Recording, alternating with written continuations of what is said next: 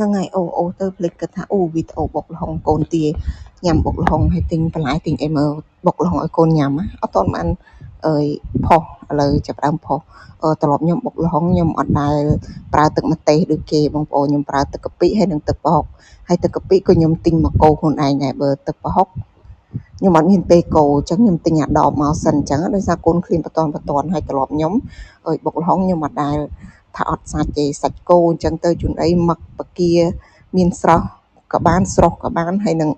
ជើងមាន់ជើងទាហើយវគ្គនេះអត់ទេបតនងាកទៅឃើញប៉ាតេទិញប៉ាតេឥឡូវយើងស្រស់យើងអីចឹងណាពួកយើងបុកឲ្យកូនយើងញ៉ាំអញ្ចឹងយើងធ្វើសោសវាអីឆ្អិនអីសិនឥឡូវនេះអ្នកទាមកជួយបេះបន្លែអូនជួយបេះបន្លែសម្រាប់តែបន្លែខ្ញុំក៏មានតែ2មុខដែរការ៉ុតក៏អត់ពេញប៉ោះក៏អត់ត្រប់ស្រួយក៏អត់ចឹងឥឡូវចាប់ផ្ដើមបុកត្បាល់ដំបងឲ្យកូនពួកឲ្យកូនយើងត្រូវតែបុកត្បាល់ដំបងឲ្យគាត់ទី1គាត់ឃ្លានទី2យើងអត់ទាន់មានប្រឡាក់ជាតិម្ទេសហើយការបុករបស់ខ្ញុំអត់មានអីទេ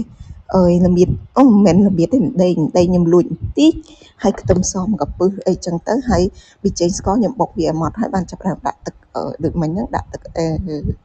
កាពិហើយនឹងទឹកប្រហុកចូលហើយច្របាច់ក្រូចឆ្មាយើងភ្លក់រសជាតិមើលមុំហើយយើងដាក់នេះដូចឃើញសណ្តែកគួរហើយនឹងគ្រឿងក្រើបន្លែយើងនេះហើយនឹងប៉ាតេប៉ាត់អីទៅហើយយើងអត់បុកខ្លាំងទេយើងគ្រាន់តែញញុំវាមើលល្មមបុកខ្លាំងវាបែកវាលេងឆ្ងាញ់ហើយនំបញ្ចុកខ្ញុំអត់ទ្រាំទេខ្ញុំក្លុកឲ្យគាត់អញ្ចឹងហ្មងព្រោះអីឲ្យវាចូលជាតិហ្មងអញ្ចឹងណាអ្នកខ្លះគេទ្រាំការពិតខ្ញុំបុកខ្លះខ្ញុំទ្រាំដែរតែវគ្គនេះខ្ញុំក្លុកយកអញ្ចឹងហ្មងនឹងថាបងប្អូនធ្វើអញ្ចឹងហូបដូចខ្ញុំអត់ទេណាឥឡូវកូនខ្ញុំញ៉ាំហើយដល់វគ្គគេថាឆ្ងាញ់ណាស់ឃ្លាននិយាយរំចូលសម្លេងលេខទាំងមាត់ឃ្លានទៀតណាខ្ញុំមុនហ្នឹងអូនពៅទៀតហើយតែអត់បានបុកឲ្យគេញ៉ាំប៉ាគេមិនដល់ប៉ាចេញទៅធ្វើការឥឡូវនេះអូនពៅអត់សូវញ៉ាំនំបញ្ចុកញ៉ាំសាច់អី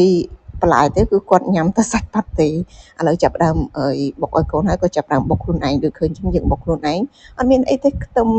ម្ដេងបន្តិចហើយម្ទេសវគ្គនេះយើងប៊ីចេងស្ករអញ្ចឹងសិនយើងបុកឲ្យម៉ត់ពោះទៅច្រឡំម្ដេងរហូត